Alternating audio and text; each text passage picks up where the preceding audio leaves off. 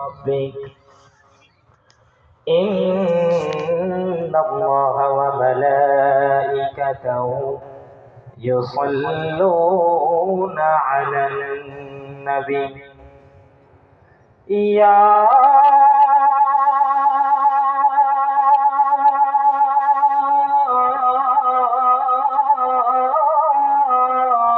أيها الذين آمنوا صلوا عليه وسلموا تسليما সকলে মহব্বতের সহিত দুরূদ ইব্রাহিম পড়ি اللهم صل على محمد وعلى آل محمد كما صليت على إبراهيم وعلى آل إبراهيم إنك حميد مجيد اللهم بارك على محمد وعلى آل محمد كما باركت على إبراهيم وعلى آل إبراهيم إنك حميد مجيد.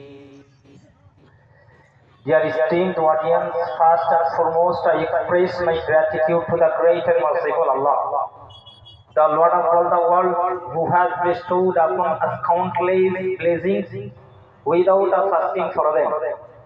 সর্বপ্রিয় সর্বপ্রথম কৃতজ্ঞতা আদায় করি, শুকরিয়া জ্ঞাপন করি ওই মহান করুণাময় আল্লাহ পাকের দরবারে, যে রব্বুল আলামিন বড় ভালোবেসে না চাইতে অযাচিত অসংখ্য অগণিত নিয়ামত দান করেছেন।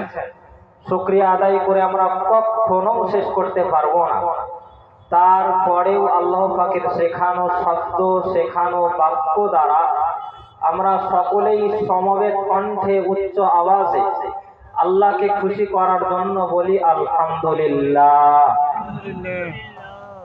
লক্ষ কোটি দরুদ ও সালাম বর্ষিত হোক বিশ্ব নবী রাহমাতুল লিল আলামিন ফখরে আলম তাজদারে মদিনা আহমদে মুস্তাফা মুহাম্মদে মুস্তাফাতে নবীর অক্লান্ত পরিশ্রমের মাধ্যমে আজকের আমরা পরিপূর্ণ সুন্দরতম সঠিকতম সাকসেসফুল দিন ইসলাম পেয়েছি।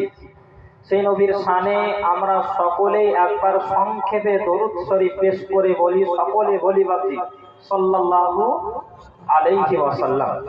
অতঃপর আজকের এই মহতি ইমানি নুরানি রুহানি জান্নাতি জলসার সুযোগ্য সম্মানিত সভাপতি সাহেব এবং এই জলসার সকল আয়োজক বৃন্দ, বিশেষ করে আমার সম্মুখে বসে রয়েছেন সম্মানিতা শ্রদ্ধেয়া সম্মানিত শ্রোতা মণ্ডলী, এও ছাড়াও পর্দার অন্তরালে উপস্থিত রয়েছেন সম্মানিতা শ্রদ্ধেয়া মা ও বোনেরা, সকলকেই জানাই আমি আমার অন্তরের অন্তরস্থল থেকে অধিক শুভেচ্ছা, অভিনন্দন, ভালোবাসা, প্রেম প্রীতি জানিয়ে আপনাদেরকে পুনরায় আরেকটিবার সালাম জানাচ্ছি।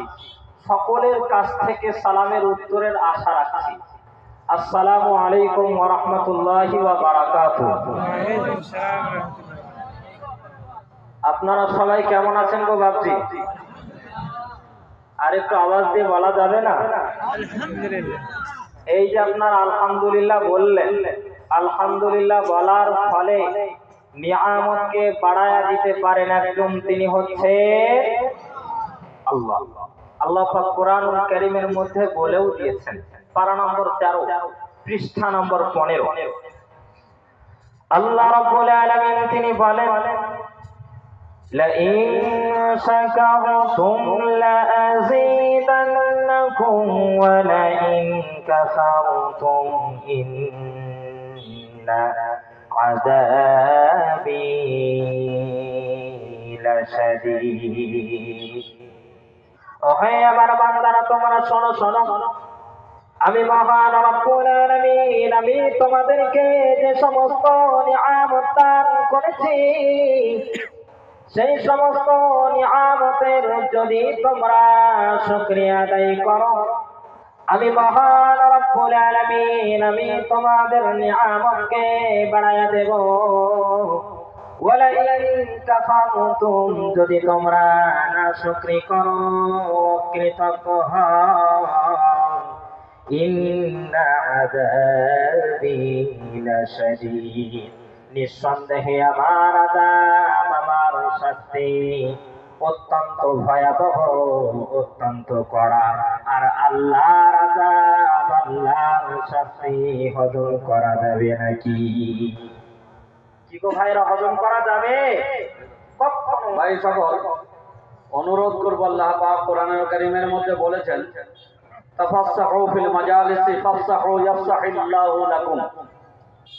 যে ভাই আরেক ভাইয়ের জায়গার ব্যাপারে প্রশস্ততা ব্যবস্থা করবে, আল্লাহ পাক কিয়ামতের দিনে তার প্রশস্ত জায়গার ব্যবস্থা করবেন।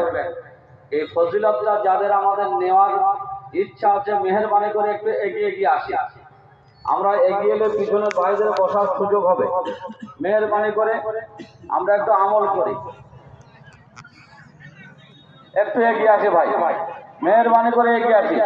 যে সমস্ত ভাইরা দাঁড়িয়ে আছে অনুরোধ করবো তারা বসে যাই, মজমুয়াটাকে ঘন করে দিই, নবীজির হাদিসকে সামনে রাখি। সাহাবায়ে কেরামরা এমন ভাবে বসতেন, চাদর ফেলে দিলে টোল পড়তো না। আমরা ফাঁকা জায়গাগুলো পূরণ করি। এগিয়ে আসি ভাই, এগিয়ে আসি, জায়গা ছাড়িয়ে আগে বাড়ি, সম্মান বাড়বে।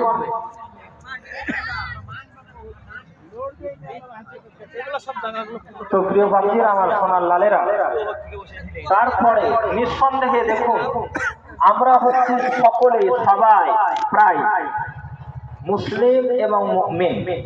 মুসলিম কথার অর্থ হচ্ছে বাপজি আত্মসমর্পণকারী, আর মুমিন কথার অর্থ হচ্ছে বিশ্বাসী। আমরা যে কোনো কর্মকাজ, ইবাদত, বান্দেগি, চলা ফেরা, খাওয়া দাওয়া, এভরিথিং টোটাল, সকাল থেকে নিয়ে সন্ধ্যা পর্যন্ত, এমনকি যখন আপনি ঘুমাতেও যান, দোয়া করে আল্লাহুম্মা বিসমিকা আমুতু ওয়া আহইয়া। তো সমস্ত যাবতীয় কাজের মধ্যে আমাদের লক্ষ্য, টার্গেট হচ্ছে বাকি দুইটা। এই যে আপনার এখানে তাফসীরুল কোরআনুল মাহফিল, যেখানে নবীজির কথা, আল্লাহ পাকের কালামের কথা আপনারা শুনতে এসেছেন, এর মধ্যেও টার্গেট দুইটা। Number 1, how can we enter paradise. 1 number লক্ষ্য হচ্ছে আমরা জান্নাতে প্রবেশ করব কেমন করে, number 1। And how can we be save from hell. 2 number হচ্ছে আমরা জাহান্নাম থেকে, জাহান্নামের শাস্তি থেকে রক্ষা পাবো কেমন করে। অতএব আল্লাহ রাব্বুল আলামিন তিনি আমাদের নিজের জীবনের সমস্ত ভালো কাজগুলোকে জান্নাতে যাওয়ার মাধ্যম করে দিন। সকলে বলুন আমিন। প্রিয় সম্মানিত ভাইরা, মূল বক্তব্য যাওয়ার আগে আরেকটা ছোট্ট কথা, সেটা হচ্ছে এই দেখুন, বর্তমান সময়ে ওয়াজ, নসিহত, জলসা, মাহফিল আগের তুলনায় প্রচুর পরিমাণে, এত পরিমাণে যে প্রত্যেক শুক্রবারে জুমার দিনে ইমাম সাহেবের বয়ান, আর তাছাড়াও গ্রামে গ্রামে জলসা।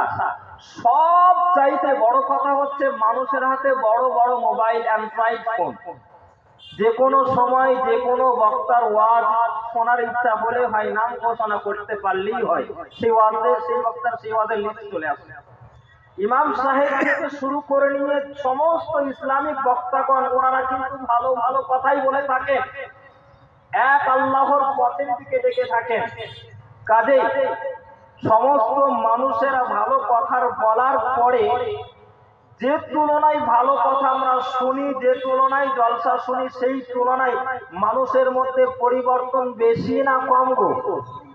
একটু আওয়াজ দিয়ে বলা লাগবে, বেশি না কম? কম। এখন তাহলে এখন আপনারা বলবেন, হুজুর তাহলে কি এর কি কোনো ফলাফল বা এর কি কোনো আমাদের নিরসন করা কি যাবে না? আমি কি বলবো, আল্লাহ রাব্বুল আলামিন তিনি পবিত্র কোরআনুল কারীমের মধ্যে বলে দিয়েছেন।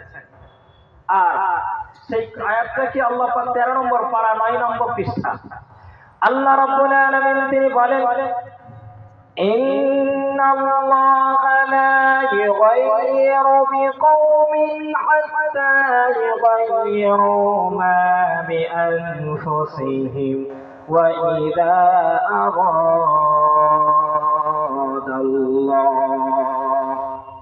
নিঃসন্দেহে ওহে আমার হাবিব, আমি মহান রব্বুল আলামিন, আমি কোন কওমকে, কোন জাতিকে, কোন মানুষকে অতক্ষণ পর্যন্ত পরিবর্তন করে না যতক্ষণ পর্যন্ত তারা নিজেকে না নিজে পরিবর্তন হওয়ার চেষ্টা করে, নিজেকে চেঞ্জ করার চেষ্টা করে, তার ততক্ষণ পর্যন্ত আমি রব্বুল আলামিন তাকে পরিবর্তন করে দিই না।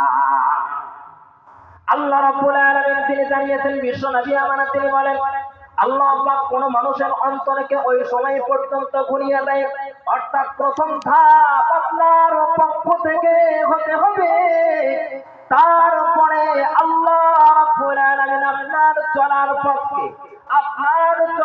পথকে সঠিক করে দিতে পারেন, একদম সুগম করে দিতে পারেন, একদম সহজ করে দিতে পারেন, একদম তিনি হচ্ছে আল্লাহ।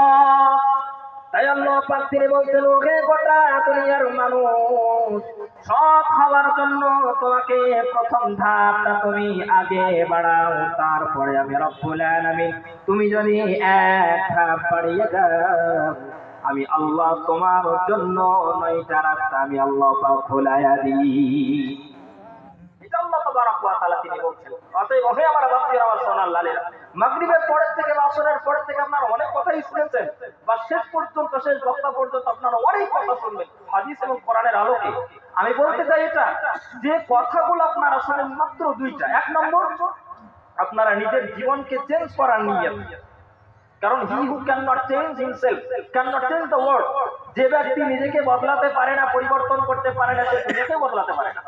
অতএব 1 নম্বর হচ্ছে আপনারা নিজেকে চেঞ্জ করার নিয়তে। নাম্বার 2, একটা হলেও, অন্তত পক্ষে একটা হলেও, প্রত্যেকটা বক্তার কাছ থেকে একটা হলেও আমল করার নিয়তে শুনবো ইনশাআল্লাহ। আল্লাহ পাক আমাদের সকলকে আমল করার তৌফিক দান করুন, সকলে বলুন আমিন।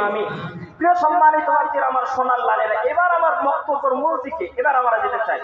নবীজি সাল্লাল্লাহু আলাইহি ওয়াসাল্লামকে, প্রিয় সম্মানিত বাচ্চা, আল্লাহর রাসূল নবীজি সাল্লাল্লাহু আলাইহি ওয়াসাল্লামকে নবুয়ত দেওয়া হয়েছিল বাচ্চা। 40 বছর বয়সে নবীকে নবী বলে ঘোষণা দেওয়া হয়েছিল, ঘোষিত করা হয়েছিল। কোরআনুল কারীম ওয়াহী, অর্থাৎ কোরআন অবতরণ করা হয়েছিল। নবীজির প্রথম 2টা স্টেপ। 1 নম্বর কি, যখন তিনি নবী বলে ঘোষণা দেওয়া হলো, তখন তিনি ওয়াহীর ভার প্রথমত তিনি একটুখানি ভয়ভীত মতো বোধ করতেন।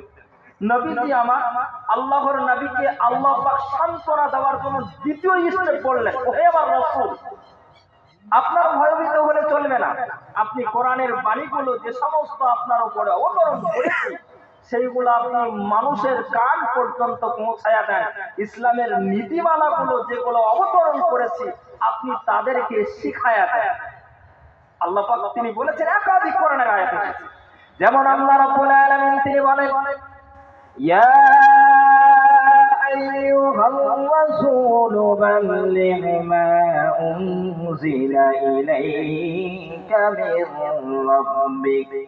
ওহে আমার রাসূল, আমি মহান রব্বুল আলামিন আমি আপনার উপরে যে সমস্ত কোরআনের বাণীগুলো, কোরআনের বার্তাগুলো অবতরণ করেছি, সেই সমস্ত কোরআনের বাণীগুলো আপনি মানুষের কান পর্যন্ত পৌঁছায়া দেন। অন্যত্র আয়াতের মধ্যে আল্লাহ রাব্বুল আলামিন তিনি বলেন, ওয়া আনজির আশিরাতাকাল আকরাবিন। ওহে আমার হাবিব,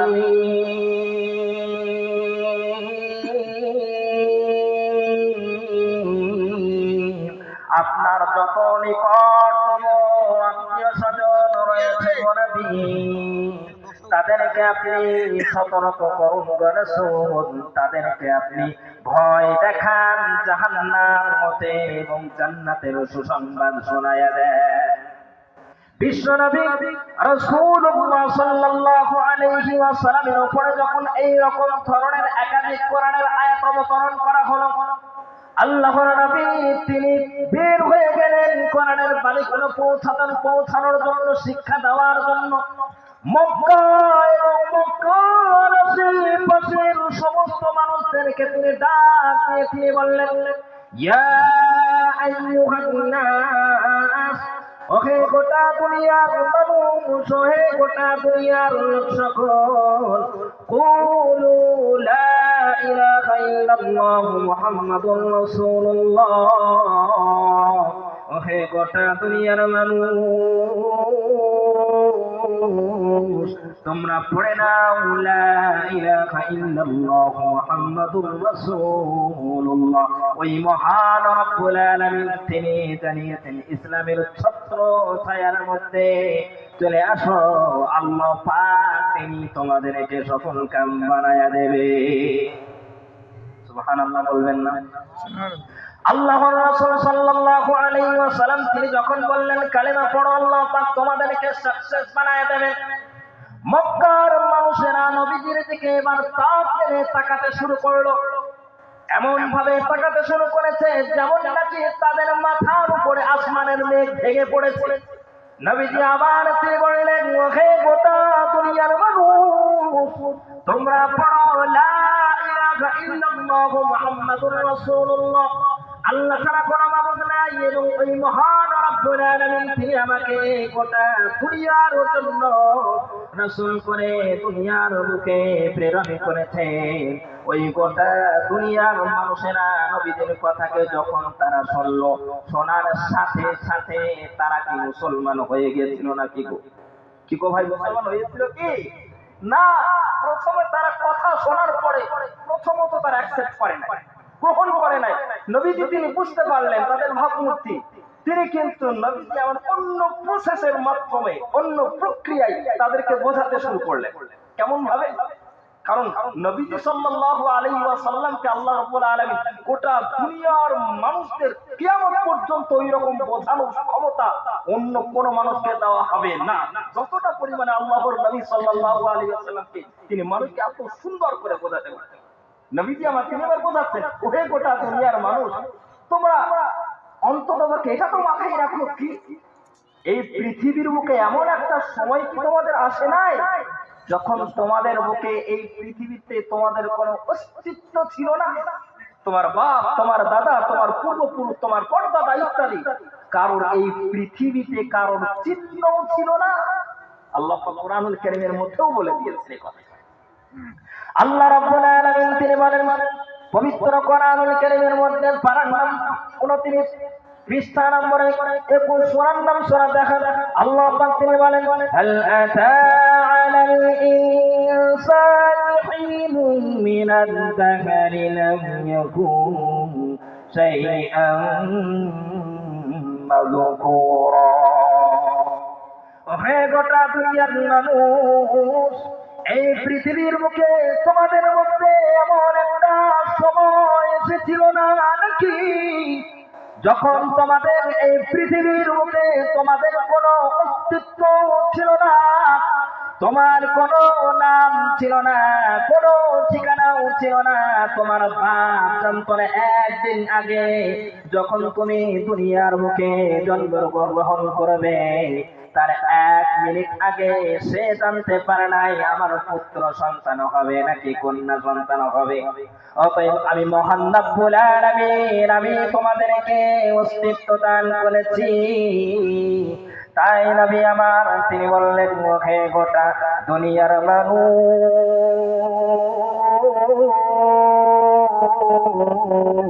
এই পৃথিবীর মুখে তোমাদেরকে যিনি অস্তিত্ব দান করেছেন তিনি হচ্ছেন আল্লাহ। শুধুমাত্র এই অস্তিত্বই দিয়েই ছেড়ে দিয়েছেন এইরকমটাই নয়, বরং আল্লাহ রাব্বুল আলামিন তিনি আবারও জানিয়ে দিয়েছেন ওয়া ইন্না খালাকনাকুম মিন তুরাবিন সুম্মা মিন নুতফাতিন সুম্মা মিন আলাকাতিন সুম্মা মিন মুদগাহ। নিঃসন্দেহে মহান রব্বুল আলামিন আমি তোমাদেরকে তোমার মাতা পিতার মাধ্যমে এক ফোঁটা পবিত্র পানির দ্বারাই তোমাদেরকে সৃষ্টি করেছি। বিকরারিন মাকিন, তোমাদেরকে একটি সুরক্ষিত জায়গার মধ্যে রেখে দিয়েছি। ফাকাসাউনাল ইযামা লাহমা, কোন গোশ দিয়ে, চামড়া দিয়ে, রক দিয়ে, ছাউনি দিয়ে অতি উত্তম করে, অতি সুন্দর করে আমি রব্বুল আলামিন আমি তোমাদেরকে সৃষ্টি করেছি। এক পৃথিবী তোমার একদিন নয়, 2 দিন নয়, 1 মাস নয়, 2 মাস নয়, বরং 10 মাস 10 দিন সেখানে সেই গর্ভের ভিতরে থাকার ব্যবস্থা করে দিয়েছি, খাওয়ার ব্যবস্থা করে দিয়েছি, অক্সিজেনের ব্যবস্থা করে দিয়েছি। আমি রব্বুল আলামিন আমি তোমাদেরকে 3 করে বড় করেছি। একটু জোরে আওয়াজ দিয়ে বলা যাবে না সুবহানাল্লাহ? গোটা দুনিয়ার মানুষকে নবীজি আমার তিনি বোঝাতে চাইছেন, হে গোটা দুনিয়ার মানুষ, এই পৃথিবীর মুখে তোমাদের কারোর কোনো অস্তিত্ব ছিল না। ওহে আমার বাপজিরা, ওহে আমার নওজোয়ান যুবক ভাইয়েরা, আপনারা বলুন, আপনাকে, আমাকে, আপনার দাদা, আপনার পূর্বপুরুষ সকলকে যিনি অস্তিত্ব দান করেছেন তিনি কে গো? আরো আওয়াজ দিয়ে বলা লাগবে, তিনি কে? On this earth we have no existence. এই পৃথিবীর মুখে আমাদের কারোর চিহ্ন ছিল না। The one who created us is Allah. তোমাদেরকে যিনি সৃষ্টি করেছেন তিনি হচ্ছেন আল্লাহ। নবীজি আমার তিনি বলছেন, তোমাদেরকে সৃষ্টি যিনি করেছেন তিনি হচ্ছেন আল্লাহ। আচ্ছা আপনি বলুন, আল্লাহ পাক আমাদেরকে সৃষ্টি করেছেন, দুনিয়ার মুখে আমাদেরকে আসি নাই, বরং আল্লাহ পাক পাঠিয়েছেন। আল্লাহ পাক তিনি প্রেরণ করেছেন, পাঠিয়েছেন। তারপরে আচ্ছা বলুন, এই পৃথিবীতে কি আমরা চিরদিন থাকার জন্য এসেছি গো? একটু আওয়াজ দিয়ে বলা যাবে না? কেউ থাকতো, সে যদি সবচাইতে পৃথিবীর মুখে সব থেকে ধনী ব্যক্তিও যদি হয়, কেউ থাকতে পারবে? কখনো কেউ থাকতে পারবে না গো বাবা। কেউ থাকার জন্য আমরা আসি নাই, কারণ আল্লাহ পাকের ডাক যখন আমাদের কান পর্যন্ত চলে আসবে, সে আপনি যতই সেই রকম আপনি বলিষ্ঠ নেতা হন না কেন, যতই আপনার এক ডাকে হাজারো মানুষ সাড়া দেখ না কেন, ওই আল্লাহর একটা ডাকের সাড়া দিয়ে আমাদেরকে ওই কবরের মধ্যে চলে যেতে হবে। আচ্ছা বাবজি, আপনারা একটা ঘোষণা আপনারা কম বেশি শুনে থাকবেন বা শুনেছেন যে কি অমুক ব্যক্তি মারা গেছেন, ইন্না লিল্লাহি ওয়া ইন্না ইলাইহি রাজিউন, এরকম একটা ঘোষণা শুনেন নাই আপনারা? আব্দুল গাফফার মিয়া মারা গেছেন, ইন্না লিল্লাহি ওয়া ইন্না ইলাইহি রাজিউন, এরকম ভাবে আপনারা শুনেছেন। এই যে দোয়াটা, এই দোয়াটা মনে হয় শুধু মানুষ মারা গেলেই পড়া হয় নাকি? যাক আলহামদুলিল্লাহ, আপনারা উত্তর দিয়েছেন। বাংলাদেশের এই 2 তারিখে, গত 2 তারিখে নভেম্বরে একটা বাড়িতে ছোট্ট একটা হিস্ট্রি, এটা আমি বলতে চাচ্ছি না, তারপরেও এটা শিক্ষার রয়েছে। তা উনি যে বাড়িতে মেহমান আপ্যায়ন করছে সেই বাড়ির গার্জেন এবং তার একটা ছোট্ট ছেলে গ্লাসে পানি নিয়ে আসার সময় কপাটে হোঁচট খেয়ে পড়ে গেছে। আমার মুখ ফসকে বের হয়ে গেছে ইন্না লিল্লাহি ওয়া ইন্না ইলাইহি রাজিউন। তখন ওই বাড়ি, ওই যে ছোট্ট ছেলেটার আব্বা উনি বলে উঠেছেন, হুজুরের কোনো কাম ধাম নাই, বলাইছে তো বলাইছে, মৌতের দোয়াটাই বলাইছে। উনি আমাকে বোঝাতে চাইলেন, হুজুর আর দোয়া খুঁজে খুঁজে আর পাইলেন না, মানে দোয়া আপনি আমার সন্তানের দোয়া দিলেন, মৌতে খুঁজে খুঁজে মৌতের দোয়াটাই দিলেন। আমি বললাম, ভাই ওকে আমার ভাই, এটা মৌতের দোয়া নয় গো, বরং নবীজি আমার তিনি শিখিয়েছেন, বিশ্ব নবী আমার তিনি শিখিয়েছেন, তোমার পায়ের তলে যদি কাঁটাও ছুটে যায় তুমি পড়ো ইন্না লিল্লাহ, যদি তোমার জুতার ফিতাও ছিঁড়ে যায় তুমি পড়ো ইন্না লিল্লাহ, হঠাৎ করে কারেন্ট চলে গেল তুমি পড়ো ইন্না লিল্লাহি ওয়া ইন্না ইলাইহি রাজিউন। যেহেতু বিশ্ব নবী আমার তিনি শিখিয়েছেন, তিনি একবার আম্মা জান আয়েশা রাদিয়াল্লাহু তাআলা আনহার কোলে মাথা দিয়ে শুয়ে রয়েছে। গরমের সময় নবীর ঘরে টিপটিপ করে বাতিখানা জ্বলতেছিল। হঠাৎ করে দমকা একটা হাওয়া এসে নবীজির ঘরের বাতিখানা নিভায়া দিয়ে চলে গেল। নবীজি আমার তখন তিনি পড়লেন ইন্না লিল্লাহি ওয়া ইন্না ইলাইহি রাজিউন। আম্মা জান আয়েশা রাদিয়াল্লাহু তাআলা আনহা তিনি প্রশ্ন ছুড়ে দিয়ে বললেন, ইয়া রাসূলুল্লাহ,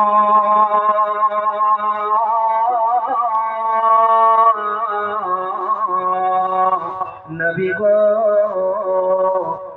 এই বাতিখানা নিভে গেল আর আপনি পড়লেন ইন্না লিল্লাহ, এই সামান্যতম মিনিটের ব্যবধানে আমি তো ফাতিখানা জানায়া দিতে পারি গো নবী। আপনি পড়লেন কেন ইন্না লিল্লাহ? বিশ্ব নবী আমার তখন তিনি বললেন, আয়েশা রে, তুমি শোনো শোনো, ভালো করে শুনে রেখে দাও রে আয়েশা। ছোট ছোট মুসিবতকে মুসিবত মনে হয় না। শোনো রে শোনো আয়েশা, ছোট ছোট মুসিবত হতে হতে বড় বড় মুসিবতে ধারণ করে না। ওহে আয়েশা, তুমি ভালো করে শুনে রেখে দাও, এই ছোট্ট মুসিবতটাকে, ছোট্ট বিপদটাকে আমি প্রথমেই সুপর্দ করে দিলাম। প্রথমেই সঁপে দিলাম একজনের উপরে, তিনি হচ্ছে, আরো আওয়াজ দেওয়ার লাগবে, তিনি হচ্ছে আল্লাহ। ওহে আয়েশা, সদা সর্বদাই মুমিন বান্দারা যারা সুখে দুঃখে সব সময় যারা ভরসা করবে, সব সময় ভরসা করতে হবে ওই মহান রব্বুল আলামিনের উপরে। অতএব ওই ছোট মুসিবত হতে আমি আল্লাহর কাছে, যেহেতু অন্ধকার এটাও এক ধরনের মুসিবত, হঠাৎ করে অন্ধকার চলে আসা এটা মুসিবত নয়। এই যে একটা সুন্দর একটা হচ্ছে, হঠাৎ করে যদি কারেন্ট চলে যায়, এটা এক ধরনের ছোট মুসিবত, ছোট মুসিবত। অতএব এক্ষেত্রেও আপনাকে পড়তে হবে ইন্না লিল্লাহ। এখন এই যে আয়াতটা আমি আপনাদেরকে, আয়াতের একটা অংশ, এটার অর্থটা আমি আপনাদেরকে বলতে যাচ্ছি। নবীজি আমার তিনি গোটা দুনিয়ার মানুষকে তিনি বোঝাতে চাইলেন, ওহে গোটা দুনিয়ার মানুষ, এই পৃথিবীর বুকে তোমাদের কোনো অস্তিত্ব ছিল না। অস্তিত্ব যিনি দান করেছেন তিনি হচ্ছেন আল্লাহ। যে মহান রব্বুল আলামিন তিনি আমাদেরকে সৃষ্টি করেছেন, তারপরে আমাদেরকে আল্লাহ রব্বুল আলামিনের ডাক যখন আমাদের কান পর্যন্ত চলে আসবে, তখন বাড়ি গাড়ি টাকা পয়সা সোনা দানা সব কিছু ছেড়ে দিয়ে ওই আল্লাহ রব্বুল আলামিনের কাছে ডাকের সাড়া দিয়ে চলে যেতে হবে। তাই আমার নবী তিনি বললেন, ইন্না লিল্লাহ, নিঃসন্দেহে আমরা হচ্ছি আল্লাহ পাকের গোলাম। আমরা কার গোলাম? আওয়াজ দিয়ে বলেন, আরো আওয়াজ দিয়ে বলুন, কার গোলাম? এই মাথা শুধুমাত্র নত হবে একজনের জন্য, তিনি হচ্ছেন কে? একটু আওয়াজ দিয়ে বলা যাবে না, তিনি কে? আল্লাহ। কারণ আমার ভাই, ইসলাম কথার অর্থ, যেহেতু ইসলাম কথার অর্থ আমি আপনাদেরকে জিজ্ঞাসা করি, যে সমস্ত ওলামায়ে কেরামগণ উপস্থিত রয়েছেন ওনারা ছাড়া, আচ্ছা বাবজি বলুন, ইসলাম কথার অর্থ কি গো ভাই? একটু বলুন, ইসলাম কথার অর্থ কি? এই ছোট্ট বাচ্চারা বলতে শান্তি, আপনারা কি বলবেন? একমত? একমত তো নাকি? আপনারা সবাই বলছেন একমত? একমত। ইসলাম কথার অর্থ শান্তি নয় গো। বললেন হুজুর এতদিন তাহলে শুনে আসলাম। জি, সালাম কথার অর্থ শান্তি। ইসলাম কথার অর্থ হচ্ছে আত্মসমর্পণ করা। যতগুলো ডিকশনারি আছে, কোন ডিকশনারির মধ্যে, সে ইংরেজি হোক, সে আরবিক হোক, সে আপনার বাংলা হোক, কোন ইসলাম কথার অর্থ ডিরেক্টলি ভাবে শান্তি এরকম দেখাতে পারবে না। কারণ এই কথার অর্থই হচ্ছে আত্মসমর্পণ করা। এবার ইসলাম থেকে এসেছে মুসলিম, আমরা হচ্ছি মুসলিম। যে বা যারা, ভালো করে শুনে রাখবেন, কানে কথা ভালো করে শুনে নেবেন, যে বা যারা নিজেকে আত্মসমর্পণ করে দিল, কার জন্য? আর আওয়াজ দিয়ে বলুন, কার জন্য? আল্লাহর জন্য। will bow only for Allah।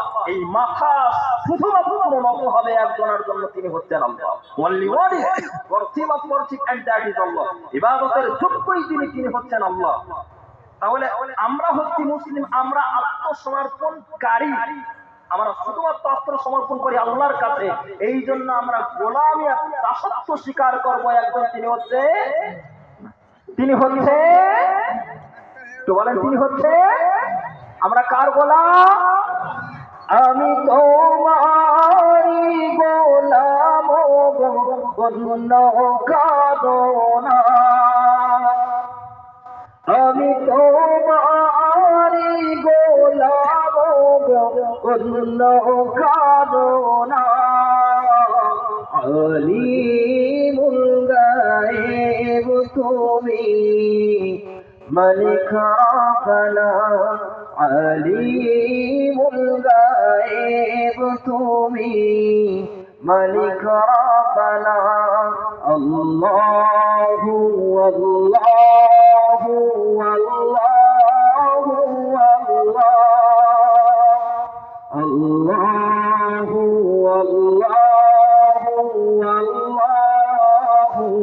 আল্লাহ তুমি আসমানে থাকো প্রভু আমি জমিনে তুমি আসমানে থাকো প্রভু আমি জমিনে তবু তোমারি প্রেম জমে হৃদয় গহীনে আমি তোমারি গোলাম অন্য কারো না আমি তোমারি গোলাম অন্য কারো না আলিমুল গায়েব তুমি মালিক রব্বানা নারে তাকবীর আল্লাহ রাব্বুল আলামিন বিশ্বনবী সাল্লাল্লাহু আলাইহি ওয়াসাল্লাম তিনি শিখিয়ে দিলেন ওহে গোটা দুনিয়ার মানুষ ইন্না লিল্লাহ নিঃসন্দেহে আমরা হচ্ছে আল্লাহ পাকের গোলাম ওয়া ইন্না ইলাইহি রাজিউন আর একদিন আমাদের সকলকে আল্লাহ পাকের কাছে প্রত্যাবর্তন করতে হবে প্রিয় সম্মানিত বাপদের আমার সোনার লালেরা নবীজি আমার তিনি বললেন আপনাদেরকে আমাদেরকে সকলকে আল্লাহ পাকের কাছে প্রত্যাবর্তন করতে হবে অর্থাৎ কবরবাসী হয়ে যেতে হবে আচ্ছা আপনি বলুন আমরা যখন মরে যাওয়ার পরেই মনে হয় আমাদের সব শেষ হয়ে যাবে মানে এখান থেকে আর আমাদের কোনো চিন্তা নাই এইরকমটা নাকি মানে আমরা মরে যাব কবরবাসী হয়ে যাওয়ার পরে আর আমাদের কোনো টেনশন নাই কোনো চিন্তা নাই তারপরে মরলেই মানে জান্নাত এরকমটা নাকি এরকমটা না এরকমটা নয় বরং স্টার্ট সেখান থেকে শুরু মরে যখন যাবেন যাওয়ার পরে থেকেই তো আসল খেলা শুরু জি